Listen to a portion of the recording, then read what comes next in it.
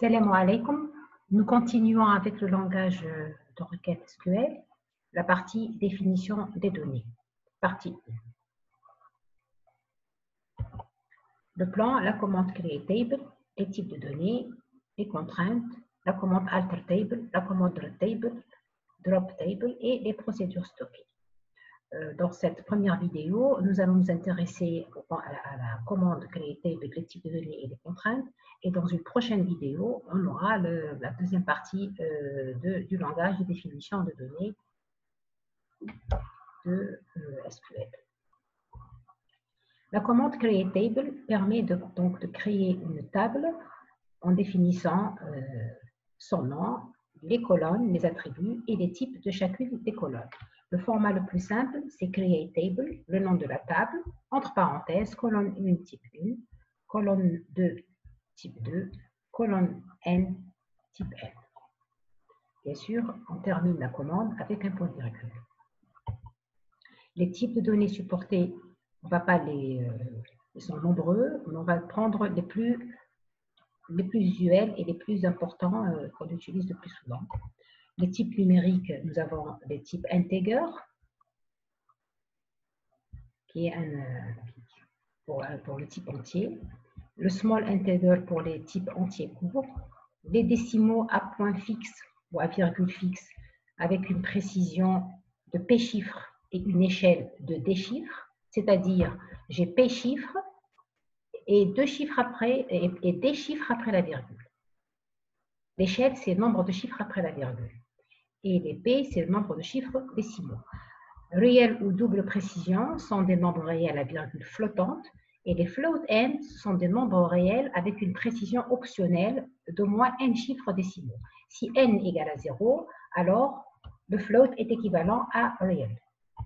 Les types caractères, on s'intéressera à ces deux types. Le type char, qui sont les chaînes de caractères de longueur fixe, n étant la longueur de la chaîne. Le varchar, ce sont des chaînes de caractères de longueur variable avec un maximum de n caractères. Les caractères constantes, les chaînes de caractères constantes sont placées entre simples cotes. Les types temporels, date, sur 3 octets. Le format, c'est 4 chiffres pour l'année, 2 chiffres pour le mois et des chiffres pour le jour. Time, pour les heures, sur 3 octets. Le format, c'est 3 chiffres pour les heures, 2 chiffres pour les minutes et 2 chiffres pour les secondes. Timestamp, les estampilles, qu'on appelle estampilles, indiquent un moment précis par une date avec une heure, minute et seconde. Le format, c'est 4 chiffres pour l'année, 2 chiffres pour le mois, 2 chiffres pour les jours, 2 chiffres pour l'heure, 2 chiffres pour la minute et 2 chiffres pour les secondes. Les formats datetime et timestamp peuvent être considérés comme des types spéciaux de chaînes de caractères. Donc, on peut utiliser des comparaisons entre chaînes de caractères. Mais il faut faire les conversions nécessaires. Les types binaires, les types blob, binary large object, permet de stocker des données non structurées comme le multimédia. C'est des bits, images, son, vidéo. La longueur maximum d'un blob peut être spécifiée en kilooctets, en mégaoctets ou en gigaoctets. Nous avons aussi le type énuméré. On utilise le mot-clé enum qui définit une liste de valeurs permises. Et comme vous le voyez ici, c'est enum et on mettra entre parenthèses les valeurs permises entre guillemets. Contraintes d'intégrité. Les contraintes d'intégrité de domaine. On connaît les contraintes d'intégrité de domaine, les contraintes d'intégrité d'identité et les contraintes d'intégrité référentielle. Les contraintes de domaine. Ce sont des ensembles de valeurs que peut prendre un attribut. Ces contraintes sont décrites dans la définition de l'attribut directement après son type. Nous avons le not null qui impose que l'attribut ait une valeur. C'est un attribut obligatoire. Le default, elle spécifie une valeur par défaut pour cet attribut. Il faudrait que la valeur par défaut soit compatible avec le type de l'attribut.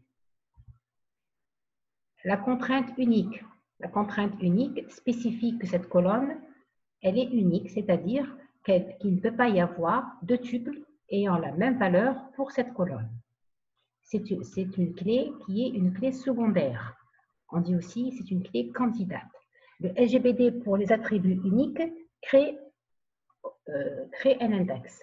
Un index, c'est quoi? C'est une table qui va permettre au SGBD de gérer l'accès à la table d'une manière rapide quand elle est dans le disque dur. Create table client, par exemple ici numéro de client, on va pas le nom de client ici var25, varchar 25, et il est obligatoire, un autre numéro. Le calculi qui est integer et la valeur par défaut est 0. 0 est un integer, donc la valeur par défaut doit correspondre au type. Le type cli, par exemple ici, varchar 16, sa valeur par défaut est particulier. Effectivement, particulier est une chaîne de caractères et varchar est une chaîne de caractères. Un autre exemple, createTable fournisseur, ici le nom de fournisseur. Le nom de fournisseur est obligatoire et il est clé candidate. D'accord? Dans cette table, donc, il doit y avoir une autre clé primaire qui est par exemple le numéro du fournisseur. Donc, on a deux clés candidates, la clé primaire, le numéro de fournisseur, et la clé secondaire qui est le nom de fournisseur puisque je l'ai associé avec la contrainte unique. Donc, on ne peut pas avoir deux tuples ayant le même nom de fournisseur. La contrainte de domaine check. Check suivi de la condition. Elle impose un domaine de valeur ou une condition simple ou complexe entre colonnes. Exemple, check not between 0 and 20. Check grade MCA or grade égale à MCB. Check date ici, elle est spéciale puisqu'elle compare deux, elle impose une relation entre deux attributs, date de départ et date d'arrivée, par exemple pour un vol. Un vol en avion, donc la date de départ doit être avant la date d'arrivée, donc inférieure à la date d'arrivée. La contrainte de clé primaire. La clause primary key est utilisée pour ça.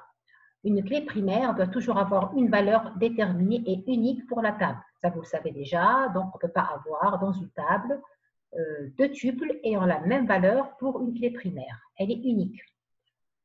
Deux cas possibles pour la mise en œuvre de la clé primaire. Soit je la fais en même temps que l'attribut quand la clé primaire porte sur un seul attribut.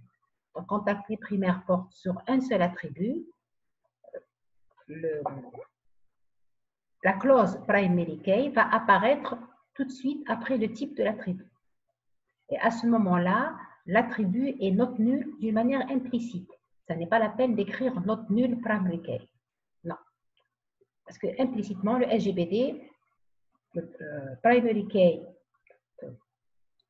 devant l'attribut, donc est not nul automatiquement. Si elle porte, la clé primaire porte sur plusieurs attributs, c'est une clé composée, la clause primary key est placée avant la définition des attributs. Donc, je mets primary key suivi des attributs qui font partie de la clé. Dans ce cas, tous les attributs de la clé composée doivent être not null, doivent être obligatoires. Ce qu'il faut savoir aussi, c'est que le SGBD crée automatiquement un index sur la clé primaire. Exemple de clé primaire, donc différentes manières de l'écrire. Si elle porte sur un seul attribut, on a deux manières de faire. Soit j'écris numéro de client, l'attribut, sans type, suivi tout de suite de primary key, ça c'est la forme la plus simple. Soit je déclare mon attribut numéro de client number et je mets obligatoirement not nul parce qu'il va être clé primaire. Et ensuite, à la fin, j'écris primary key, numéro de client. Entre parenthèses ici, j'ai oublié. Clé primaire composée. Dans le cas de clé primaire composée, si on reprend la table de PUF qu'on a déjà vu en algèbre relationnelle et même dans SQL LMD, Si je veux déclarer, donc je déclare obligatoirement ici, je déclare toutes les colonnes. NP, par exemple ici, char 4, obligatoirement je dois mettre note nulle parce qu'ils vont faire partie de la clé. NF, char 2, note nulle. NU, char 3, note nulle. Et à la fin, obligatoirement, je n'ai pas le choix ici, primary key, entre parenthèses, NP, NF et NU. C'est une clé composée. Ce qu'il ne faut pas faire, c'est de mettre primary key ici, primary key là et primary key là. Ça, c'est archi faux. C'est-à-dire c'est faux. Il ne faut pas le faire. Contrainte d'intégrité référentielle. L'intégrité référentielle forme le cœur de la cohérence d'une base de données relationnelle. C'est une contrainte de clé étrangère. Elle permet de lier une table fils, qu'on appelle aussi enfant, à une table père, qu'on appelle maître ou parent, possédant un ou plusieurs attributs en commun. Donc, les deux tables doivent posséder au moins un attribut en commun pour pouvoir les lier.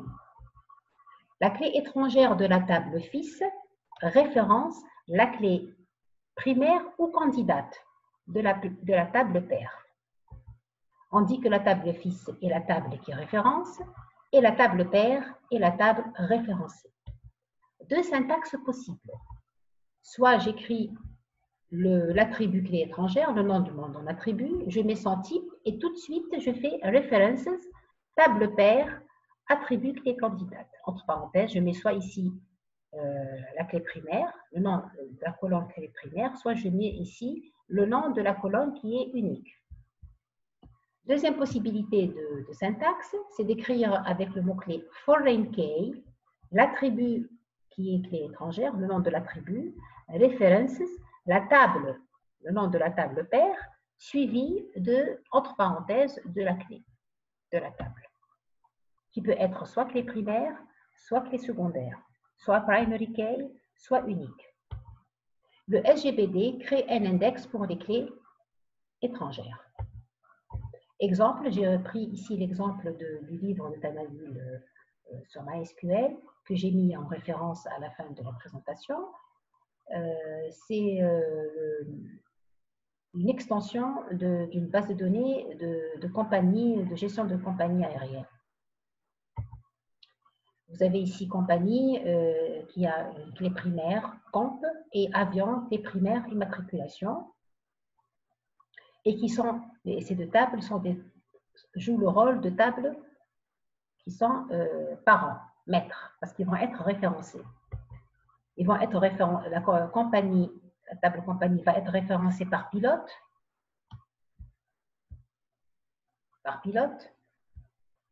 et par avion. La table avion est référencée par la table affrétée. Vous le voyez ici. Donc, je vais m'intéresser seulement à ces deux tables pour vous montrer comment on peut écrire que la table compas, l'attribut compas, référence la table compagnie. Alors, create, donc d'abord je fais une création de compagnie et je dis que comp, c'est un varchar sur 4 caractères, primary key. Donc, je déclare que compagnie a une clé primaire qui est sur l'attribut comp. Et là, je vais, lors de la création de la table pilote, quand j'arrive à l'attribut compas qui est là, je déclare son type qui doit être compatible avec le type de la clé de la table compagnie. Je dois mettre note nulle, d'accord? Je peux ne pas mettre note nulle si j'accepte le note nulle. References, le nom de la table compagnie, de la table maître, de la table père, suivi entre parenthèses de l'attribut que je référence, qui doit être un attribut clé primaire ou clé secondaire. Ici, c'est un attribut clé primaire, comp et clé primaire. Deuxième manière de faire, donc je fais create table, compas varchar note nulle, et après, à la fin, j'écris foreign key compas C'est-à-dire que je reprends là, forrinquer le nom de l'attribut, references company compte. Donc, deux manières de faire, de déclarer une intégrité référentielle. Comment est gérée cette intégrité référentielle par le SGBD? Comment le SGBD gère l'intégrité référentielle? Il y a deux problèmes qui sont réglés automatiquement par le SGBD. Le premier problème, c'est la cohérence du fils vers le père. C'est-à-dire que je ne peux pas, je ne dois pas pouvoir insérer un enregistrement dans la table fils rattaché à un enregistrement dans la table père inexistant. Je ne peux pas insérer un pilote appartenant à Air Algérie alors qu'il n'y a pas la compagnie Air Algérie dans la table compagnie. D'accord? Le deuxième problème qui est résolu automatiquement pour le RGBD, c'est la cohérence du père vers le fils. Là, on ne doit pas pouvoir supprimer un enregistrement de la table père si un enregistrement de la table fils y fait référence, il est encore rattaché. D'accord? C'est-à-dire, je ne peux pas supprimer Air France de la table compagnie alors qu'il existe dans la table pilote un pilote qui est appartenant à cette compagnie AF. Par exemple, ici, j'essaie de supprimer from company, la compagnie Sync. Donc, c'est une compagnie aérienne. Et comme j'ai un pilote qui y fait référence, une erreur va apparaître, cannot delete or update a parent row. Donc, je n'ai pas le droit. Le SGBD, c'est lui qui va faire ce travail pour nous, donc on n'a pas le droit de supprimer quelque chose qui est référencé. Seulement, pour donner plus de souplesse à ce qu'on fait dans les bases de données, on peut donc remédier à cela, dans la cohérence du père vers le fils. Il est possible de supprimer les fils associés. À ce moment-là, il faut ajouter une directive lors de la création de la clé étrangère qui dit on delete cascade. Ça veut dire quoi on delete cascade? Si je peux supprimer le père, mais à ce moment-là, les tuples du père, mais à ce moment-là, il faut propager cette suppression dans les fils, dans les tables fils. Il est possible aussi d'affecter la valeur nulle aux clés étrangères des fils. C'est-à-dire si je fais une suppression dans la table paire, tous les tuples de la table fils qui y font référence auront la valeur 7 nulle dans la colonne clé étrangère. À ce moment-là, si je fais ça, ça veut dire que je ne dois pas mettre la clé étrangère avec la contrainte not nulle. Ou bien de répercuter une modification de la clé primaire du père sur la clé étrangère du fils. Et à ce moment-là, j'écris on update cascade. On update cascade. Exemple. Je reprends toujours l'exemple de l'extension de la base de données compagnie aérienne, comp air. Et là, vous avez compagnie qui a une clé primaire, et la clé table compagnie, comp varchar 4, primary key. Et je vais travailler avec pilote. Je vais donc créer la clé étrangère compa pilote, mais en spécifiant qu'on peut, en cas de suppression ou de mise à jour, de faire des choses, de cascader ou de propager. Première possibilité, je peux faire create table pilote. Donc, j'arrive à la clé étrangère compa, là, son type, not null, references, compagnie comp, et j'ajoute à la fin on delete cascade. On delete cascade, ça veut dire que si jamais, je reprends là, si jamais je veux supprimer un tuple dans compagnie, dans la table paire, je dois supprimer tous les tuples dans pilote qui y font référence à la compagnie que j'ai supprimée. Par exemple, si je supprime Sing ici, tous les pilotes qui sont dans Sing seront supprimés. Donc, je supprime aussi ici. Je supprime cette ligne. Donc, je cascade. Soit, je l'écris différemment aussi avec foreign key. Donc, foreign key, compa, references compagnie, comp, on delete cascade. C'est la même chose, sauf que c'est l'autre manière d'écrire la contrainte d'intégrité référentielle. Maintenant, si je ne veux pas supprimer le pilote, mais juste je mets ici, quand je supprime Sing, je ne supprime pas tout le pilote. Je supprime ici, je mets un nul ici. Je mets la valeur nulle, 7 nuls. Je mets la valeur nulle. À ce moment-là, je ne peux plus émettre notre nul pour compagnie puisqu'il ne peut pas prendre nul. D'accord? C'est la même chose. Ici, c'est un exemple de update. On update, généralement avec update en cascade. C'est-à-dire, si je change le nom de la compagnie ici, je le change. Au lieu de mettre Sing, je mets Singapour ou je mets quelque chose d'autre. Je change ici. Je vais ici cascader et changer ici aussi le nom de la compagnie. Alors, les contraintes d'intégrité référentielle, ce qu'il faut savoir, c'est qu'il faut ordonner les créations. Quand il y a des tables qui sont liées, il faut ordonner lors de la création, il faut les ordonner. Qu'est-ce que je crée en premier? On crée en premier les tables qui sont référencées, les tables paires. Ici, dans l'exemple, on crée la table compagnie d'abord. Ensuite, les tables qui référencent, on les fait ensuite. On ne peut pas les créer donc, dans l'autre sens. C'est-à-dire d'abord les tables référencées, ensuite les tables qui référencent. Pour la suppression, c'est le contraire. Si je veux supprimer les tables, je commence à supprimer les tables fils, ensuite les tables paires si je le veux. Comment ordonner les mises à jour? Il faut insérer dans la table maître avant d'insérer dans la table enfant.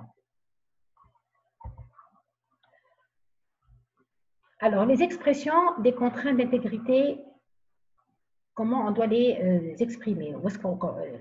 La manière avec laquelle on va les exprimer. Soit en contrainte colonne. Les contraintes colonnes, appelées aussi contraintes en ligne, ne peuvent porter que sur un seul attribut. Elles sont placées juste après le type de la colonne. Les différentes variantes, c'est-à-dire que je vais, par exemple, pour note nulle, donc après le type, je mets note nulle. Après le type de la colonne, je mets primary key. Après l'unicité de l'attribut, je mets unique. Même chose pour la contrainte référentielle, je mets après le type, donc la colonne, le nom de la colonne, son type, et references, table référencée et clé suivie de la clé candidate. Même chose pour le check. Donc, juste après la déclaration de l'attribut et son type, je mets ma contrainte en ligne. Je ne peux le faire que si la contrainte porte sur un seul attribut. La contrainte table, les contraintes table peuvent porter sur un ou plusieurs attributs. Elles sont obligatoires lorsque la contrainte porte sur plusieurs attributs. Je peux pas, si j'ai une clé composée, je ne peux pas faire une contrainte colonne, je dois la faire en contrainte table. Elles sont placées avant l'attribut, c'est-à-dire au début. Au début, elles sont exprimées à l'aide des syntaxes suivantes. On écrit primary key, entre parenthèses, et les attributs.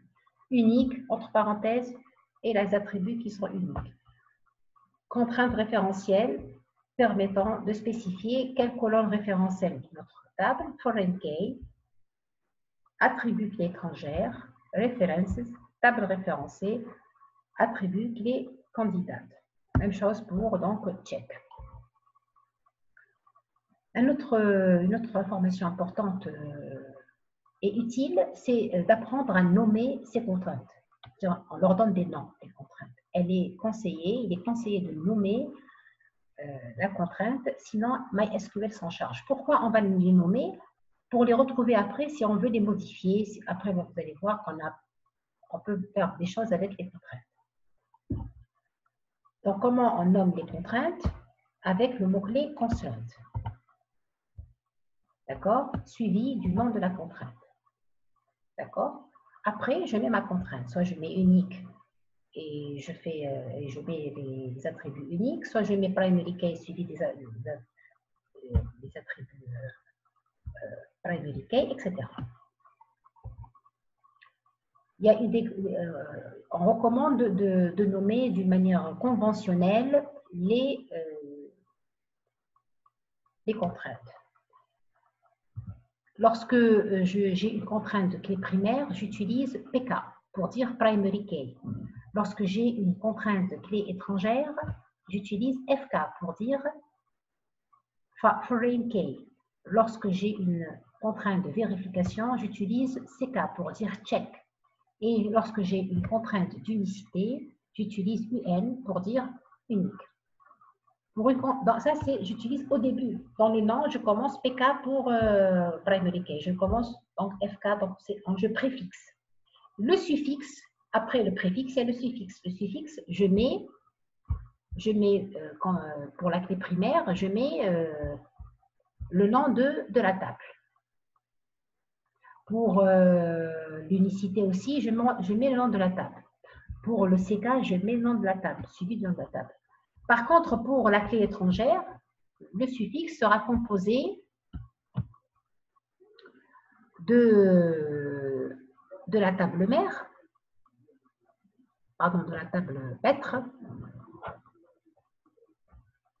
du nom de la colonne, clé étrangère, et de la table 6. Vous avez un exemple ici. Vous avez un exemple, toujours dans l'extension de la table qu'on a utilisée depuis tout à l'heure. Et là, on a commencé par la création de la table compagnie. Ici, nous avons une contrainte en ligne pour la colonne ville. La valeur par défaut, Paris. Aussi, nous avons une autre contrainte en ligne, note nulle pour nom de la compagnie, c'est-à-dire nom de compagnie est obligatoire. Et ici, constraint PK compagnie, primary key compagnie, ça c'est une contrainte colonne nommée. Donc, je nomme la contrainte de clé primaire, PK, primary key, et le nom de la table compagnie. Et je mets le mot-clé primary key, entre parenthèses, l'attribut qui est clé primaire. Ça, c'est la table compagnie. La table pilote, ici, on a choisi de mettre le nom comme étant obligatoire, note nulle, donc en contrainte ligne, et toutes les autres en contrainte table, contrainte table, avec les noms respectifs. Constraint, PK pilote. Donc, PK pilote ici, primary key brevet. Donc, ça, c'est le nom de la contrainte. Primary key suivi de nom de la table. La contrainte de check, CK, sur la colonne. Le nom de la colonne. Constraint UN, non, c'est UN, c'est le préfixe unique, pour dire unique, et le nom, c'est le nom de l'attribut. Constraint FK, là, c'est pour la contrainte de clé étrangère, foreign key pour FK, le nom de la table fils, l'attribut clé étrangère et le nom de la table père. Foreign key pour ça, référence pour père. Je continue sur l'exemple. Ici, un exemple de clé composée, c'est la table affrétée. La table affrétée, constraint PK, la table affrétée, elle a une clé composée de 3 clés. Comp-AF, IMAT et DATE-AF. Donc, je dois écrire constraint PK pour primary key, affrétée, c'est la table fils, la table correspondante, primary key, et je mets les trois colonnes qui font partie de la clé. Et dans les deux autres contraintes, ce sont des contraintes de clé étrangère. Donc, c'est pour ça qu'on a le FK. Donc, conceinte FK. Ici, AF pour dire affrété, la table paire. NA, c'est pour dire le numéro d'immatriculation. Et avion pour dire c'est la table paire. D'accord? Ça, c'est le nom. On compose le nom comme ça. FK pour dire foreign key, table paire, attribut fait étrangère, table fils, pardon, attribut fait étrangère, table paire. Bien sûr, après, foreign, IMAT, references, avion, entre parenthèses, la clé candidat de l'avion qui est IMAT. Même chose pour la deuxième clé étrangère qui est CompAF. Clé étrangère CompAF, references, compagnie, comp. Voilà. Le nom, je reprends, foreign key, AF pour dire affrété, c'est la table affrétée, la table fils, comp pour dire la compagnie, et compagne, là, ici, pour dire la table paire. Comment sont faits les contrôles, les contrôles des contraintes d'intégrité? L'SGBD doit garantir la cohérence de données lors des mises à jour. Les contraintes sont déclarées explicitement et sont mémorisées dans le catalogue dictionnaire de données. C'est-à-dire que tout ce que vous créez comme contrainte sera dans un dictionnaire de données, dans un catalogue. Ils sont mémorisés. Si vous leur donnez un nom, ils sont mémorisés avec leur nom. Si vous ne leur donnez pas de nom, le SGBD va les nommer obligatoirement. Les mises à jour portant sur les données doivent faire passer la base d'un état cohérent à un autre état cohérent. On ne peut pas avoir une mise à jour qui va nous donner un état de la base qui n'est pas cohérent. D'accord? Pour garder la base de données cohérente, le SGBD doit vérifier que les contraintes d'intégrité sont satisfaites à chaque fin d'opération de mise à jour. Les méthodes de vérification de cohérence, il y a deux méthodes, il y a la méthode de détection et la méthode de prévention. La méthode de détection se fait après une opération de modification de données. Je fais un insert, je fais un delete, je fais un update. Un test appelé post-test, après l'opération, un post-test est lancé par le SGBD, qui consiste à vérifier si la contrainte d'intégrité a été violée. Il y a d'autres méthodes, c'est la méthode de prévention. Elle consiste à empêcher les modifications de la base qui violeraient une quelconque contrainte d'intégrité. Pour cela, un test avant mise à jour, appelé pré-test, permet de garantir la non-violation d'une contrainte d'intégrité. Ce test est lancé par le SGBD. Donc, le but dans tout ça, pour les contraintes, le but, c'est d'avoir de la cohérence. On ne peut pas avoir une base de données où les données sont contradictoires. Cette cohérence est assurée par les contraintes d'intégrité. Mais c'est qui vérifie ces contraintes? C'est le SGBD. Soit il les vérifie après exécution, un post-test, soit il fait un test avant l'exécution de l'opération. Juste une parenthèse sur les contrôles sur les contraintes simples. La contrainte d'unicité de la clé. Donc, je reprends ici. Tout SGBD gère un index. Table dans laquelle il y a toutes les clés primaires. Sur les clés primaires, d'accord. Un pré-test simple consiste à vérifier que la nouvelle clé ne figure pas dans l'index. J'insère quelque chose. J'insère une nouvelle ligne dans une table. Et je mets une clé déjà existante dans la table des index, la table des clés primaires. Tout de suite, avant même d'insérer, il va faire un pré-test avant. Un pré-test, c'est avant. Il va effectuer un pré-test et il va empêcher toute insertion d'un tuple, d'accord, avec une clé qui existe déjà. Il retourne, il y a une clé déjà existante. Le deuxième contrôle que doit faire le SGPD, c'est au sujet des contraintes d'intégrité référentielle. Donc, que fait le SGPD au niveau quand je veux insérer dans la table FIS? Je veux insérer, et cette table, elle fait référence à une table.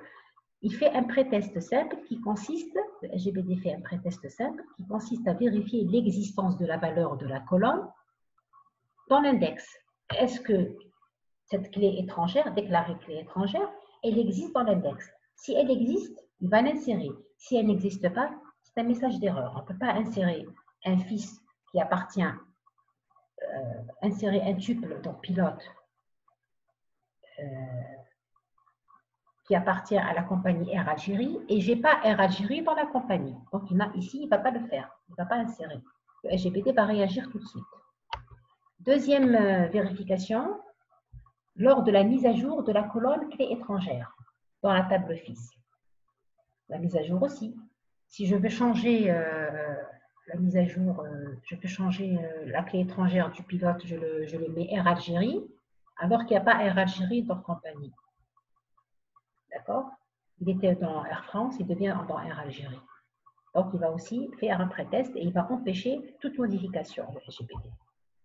Lors de la suppression, dans la table maître, dans la table paire maintenant, un pré-test consiste à vérifier qu'il n'existe pas de tuple contenant la valeur de la clé à supprimer dans la colonne de clé étrangère. Soit il empêche, il rejette la mise à jour, soit il supprime les tuples de la table dépendante en delete cascade si je le spécifie dans la clé étrangère. Voilà, j'ai terminé cette première partie. Rendez-vous dans la prochaine partie.